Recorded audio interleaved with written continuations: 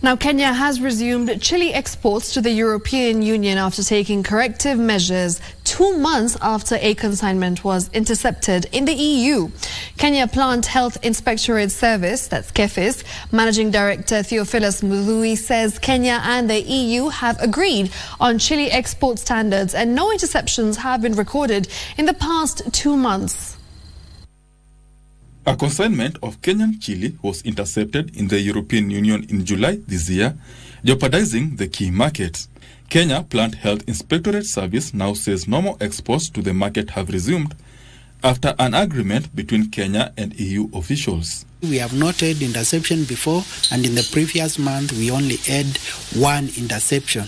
And for that reason, European Union was satisfied with the audit findings and exempted chilies from their audit.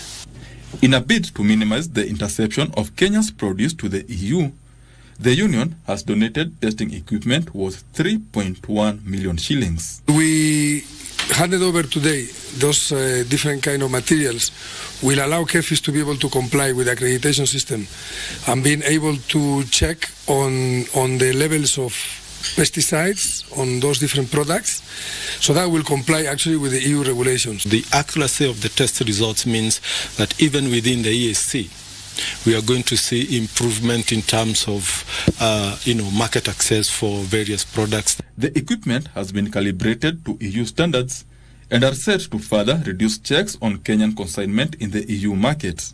Most of our produce will access the EU market without much of a challenge, and our farmers will be able to get this service efficiently, effectively, and in the spirit of what we call one test accepted globally. The test equipment is set to increase Kenyan shipment to the EU that was valued at 204 billion shillings in 2022. You maybe know, a few months ago, the agreement between Kenya and the EU was ratified, the Economic Partnership Agreement, to be able to increase exports. So this eventually will have a very good standards, and this will allow companies of Kenya to be able to export to the European Union. Nairobi and Brussels have concluded negotiations on an ambitious trade agreement that will see the EU remove tariffs and quotas on all Kenyan goods except arms. Benson Ruba reporting for Easy Friday.